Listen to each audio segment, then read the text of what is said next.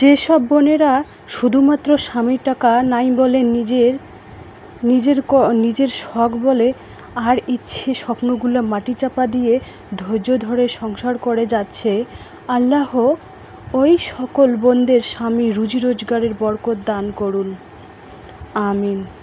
আপনার স্ত্রীর জন্য খরচ করা টাকার হিসাব হাসরের মাঠে আপনার করা প্রতিটি খরচের হিসাব দিতে হবে, কিন্তু যেগুলো আপনার স্ত্রীর জন্য খরচ করবেন তার কোনো হিসেব আল্লাহ আপনার থেকে নেবেন না। তাছাড়া স্ত্রীর জন্য যাই খরচ করবেন সেটা আপনার জন্য সদকা হয়ে যাবে। যিনি রাস্তা দিয়ে হাঁটলেই চারপাশে সুগন্ধ ছড়িয়ে যেত, তিনি হলেন প্রিয় নবী হজরত মুহাম্মদ সাল্লাল্লাহু আলাইহি ওয়াসাল্লাম। মধ্যবিত্ত সংসারে টাকা জমাতে এখন আর ব্যাংকে যেতে হবে না, ব্যাংক এখন আপনার হাতে। সংসারের কাজকর্ম, গ্রামের সাদামাটা জীবন। তো নতুন দিনে নতুন আরেকটি ব্লগ ভিডিও নিয়ে হাজির আমি আপনাদের মাঝে, সাভানা, ভারতের ছোট্ট একটা গ্রাম শীতলকুচি জেলা থেকে বলছি। তো welcome back to my channel. আসসালামু আলাইকুম। তোমরা সবাই কেমন আছো? আমি আশা করি তোমরা সকলে ভালো আছো। আলহামদুলিল্লাহ আমিও ভালো আছি, আর আমার পরিবার পরিজনদের নিয়ে আলহামদুলিল্লাহ আমি ভালোই আছি। আর আমার প্রাণপ্রিয় কলিজা আপু ভাইয়েরা তোমরা সবাই কেমন আছো? আমি আশা করি তোমরা সকলে ভালো আছো। তো বরাবরের মতো না, ব্লগটা আমি সকাল থেকেই শুরু করে দিলাম। তো মধ্যবিত্ত সংসারে টাকা জমাতে এখন আর ব্যাংকে যেতে হবে না, ব্যাংক এখন আপনার হাতে। সংসারের কাজকর্ম, গ্রামের সাদামাটা জীবন। তো দেখুন, তোমাদের একটা কথা বলছি, আমরা যেহেতু মধ্যবিত্ত পরিবারের, আমাদের এখন আর ব্যাংকে বা টোটোয় করে বা টেম্পুই করে আবার ব্যাংকে টাকা জমাতে যেতে হবে না। যদি ব্রেনে বুদ্ধি থাকে, ইচ্ছে শক্তি থাকে, তাহলে কিন্তু ঘরের ভিতরে তোমরা প্লাস্টিকের ভাঁড়ে হোক আর মাটির ভাঁড়ে হোক টাকা জমাতে পারো। সব কিছু তোমাদের হাতের মুঠোয়। তো চলো ব্লগটা দেখতেই থাকো, আশা করি খুবই ভালোই লাগবে। আর আমি একটা লিস্ট করে নিলাম, খরচের লিস্ট, যেটা আর কি খরচ শেষ হয়ে গেছে। এখনও কোরবানি ঈদের খরচ করা হয়নি, টুকিটাকি খরচ দিয়ে চলছে আলহামদুলিল্লাহ। হাজব্যান্ড বাসায় নেই, হাজব্যান্ড প্রবাসে গেছে, ওখান থেকে হাজব্যান্ড এসে তারপরে কোরবানি ঈদের খরচ করবেন। তো চলো ব্লগটা দেখতেই থাকো। টুকিটাকি সংসারের কাজকর্ম তো করতেই হবে। দেখুন, আমরা চাইলেই কিন্তু ঘরের ভিতরেই লাখ লাখ কোটি কোটি টাকা জমাতে পারি, কিন্তু ইচ্ছে না থাকলে লাখ লাখ কেন, 1000 টাকাও জমাতে পারবো না। সব কিছু নিজের কাছে। আর একটা কথা, টাকা সঞ্চয় করব না জমাবো, ইয়ং বয়সে যদি টাকা জমাতে শখ পূরণ করতে না পারি, তাহলে বৃদ্ধ বয়সের শখ পূরণ করতে পারবো, এই চিন্তা ভাবনাগুলো বাদ দিন। শখ তো আছে, সবারই শখ আছে, প্রত্যেক মেয়েদেরই কিন্তু শখ থাকে। ঘরের এ কোণে সাজানো, নিজেকে সাজিয়ে গুছিয়ে পরিপাটিভাবে রাখা, প্রত্যেক মেয়েদেরই কিন্তু স্বপ্ন থাকে, শখ থাকে। তো সেই শখগুলো না আমাদের নিজেকেই পূরণ করতে হবে, সেটা নিজেকেই ম্যানেজ করে নিতে হবে। নিজের ইনকামের টাকা হোক আর হাজব্যান্ডের ইনকামের টাকা হোক, সেখান থেকে প্রত্যেক মাসে যদি 500 টাকা 1000 টাকা করে প্রত্যেক মাসে আমরা জমাতে পারি, তাহলে বছরের শেষে কিন্তু একটা মোটা অঙ্কের টাকা ধারণ করবে। সেটা বছরে যদি 1000 করে জমাই, তাহলে 12,000 টাকা হচ্ছে। তখন 12,000 টাকা প্লাস্টিকের ভাঁড় কেটে যদি বের করি, তখন শখের জিনিস হয়েও কিন্তু পার হয়ে যাবে। তো আমাদের না বুদ্ধি খাটাতে হবে। কি বুদ্ধি জানো? তোমাদের বলছি আমি তো মধ্যবিত্ত পরিবারের ঘরের মেয়ে বা বউ।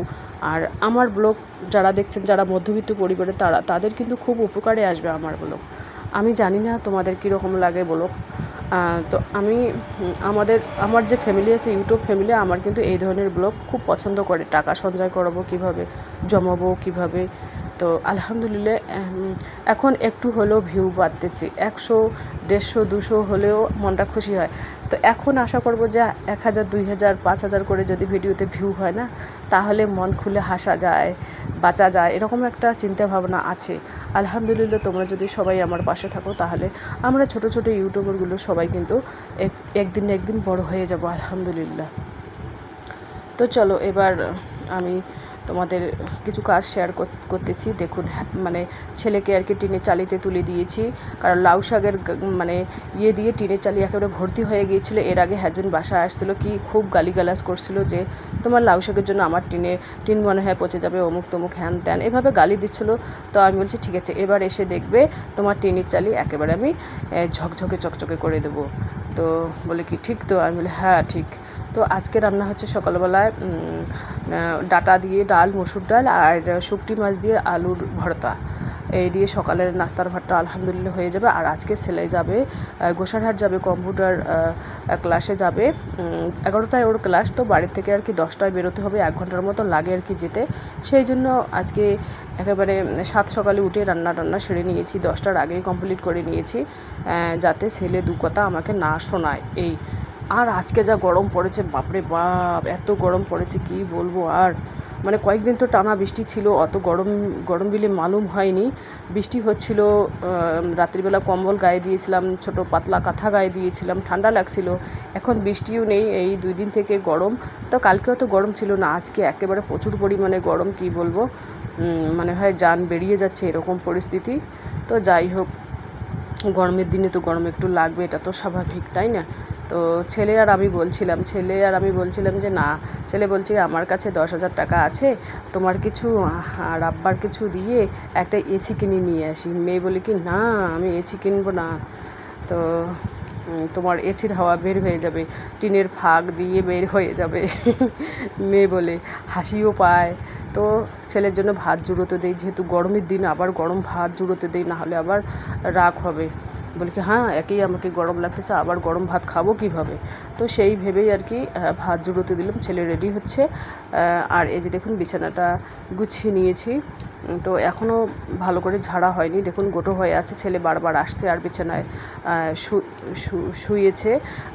শুচ্ছে, যেহেতু ছেলের রুমের ফ্যানটা আর কি নষ্ট হয়ে গেছে, আমার রুমেই বারবার আসতেছে আর শুচ্ছে, সেজন্য বিছানাটা একটু কোচকানো হয়ে গেছে। তো এই যে দেখুন মেয়ে আর কি দোকানে আর কি কাজ করতেছে, মেয়েকে দোকানে আর কি অফ ক্যামেরায় চা দিয়েছে। আলহামদুলিল্লাহ খাওয়া দাওয়া কমপ্লিট হয়ে গেলো, আমি আবার বেরিয়ে পড়লাম ব্যাগ ডেলিভারির জন্য, ডিম ডেলিভারির জন্য। আর দেখুন গ্রামের খেটে খাওয়া গরিব মানুষেরা রাস্তায় রোদের মধ্যে ধান শুকাচ্ছে, কি কষ্টের মধ্যে।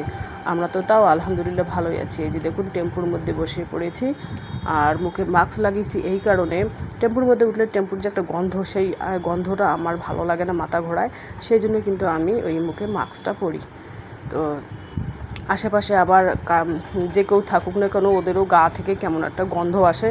আমি আবার প্রত্যেক দিনে গোসল করি, সকালবেলায় গোসল করি, আবার কোথাও গেলে একটু ছেন গায়ে দিই। আর মুখে তো আমি ওই ল্যাকমি সানস্ক্রিন লাগাই।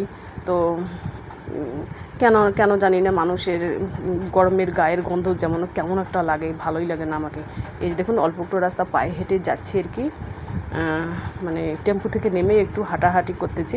যাই হোক, হাঁটলে শরীরের পক্ষে খুবই ভালো, এক্সারসাইজও হয়, আর ভালোই লাগে আর কি, গরম হলেও ভালোই লাগে আর কি।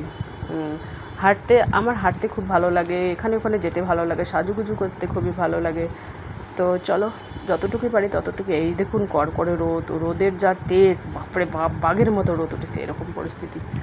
তো আলহামদুলিল্লাহ চলে এসেছি। আর তো যাই হোক, যতটুকুই পারি ততটুকুই শেয়ার করি। এই দাদাটার বাড়িতে আলহামদুলিল্লাহ আমি চলে আসলাম, আর এনাদের বাড়িতে লিচু গাছ আছে, লিচু, ওনার মেয়ে ওখানে দাঁড়িয়েছে, লিচু গাছ থেকে ছোট ছোট লিচু এখনও মানে শক্ত হয়নি, পুরাট হয়নি, এখনও কচি আছে লিচু গাছ। আর টিয়া পাখি ওই ওদের লিচুগুলো ফালায় দেয়। তো নিচ থেকে দুটো কুড়িয়ে হাত দিয়ে ছিলেলাম, দেখলাম তা বাপরে বাপ, খুব পাতলা, জিলজিলে পাতলা হয়ে গেছে। তো এই যে দেখুন, এই যে টাকা, আমি আর কি কী কিনবো না কিনবো সেটাই আর কি মানে খরচের লিস্ট করে নিয়ে এসেছি। ও যে লিস্ট করলাম সেই লিস্ট করে নিয়ে এসেছি, টুকিটাকি আর কি কিছু মুদিখানার খরচ করতে হবে। আমি কিন্তু আমাদের যে বাসা আছে সেখানে পাশের বাজার আছে, সেই বাজার থেকে কিন্তু আমি জীবনেও খরচ করি না, আমাকে লজ্জা লাগে। কারণ ওই বাজারে পাশের বাজারে আমার বাপের বাড়ির লোক, আবার শ্বশুর বাড়ির লোক বাজার হাট করে, আমাকে খুব লজ্জা লাগে। আর দূরে যেখানে কোনো বাপের বাড়ির লোক নেই, শ্বশুর বাড়ির লোক নেই, সেখান থেকে না বাজার করতে খুবই ভালো লাগে। এই যে দেখুন উঠানটা অনেক বড়, আর লিচুগুলো পরে একেবারে খাত হয়ে গেছে। আর এই যে দেখুন তুলসী গাছ, দাদাটাকে ডাকতে যাচ্ছে আর কি, ব্যাগ নেবে তো দাদাটা, সেই জন্য ওই দাদাটাকে ডাকতে যাচ্ছি। মুরগির ফার্মে গেছে আর কি, ওনার মুরগি ফার্ম, বর্তমান মুরগি কমিয়ে দিয়েছে, আগে কিন্তু খুব ছিল, এখন কমিয়ে দিয়েছে। তো এই যে দেখুন দাদাটার সুপারি গাছগুলো, চারপাশের পরিবেশটা খুবই ভালো লাগে। তো চলো, টাটা, আল্লাহ হাফেজ।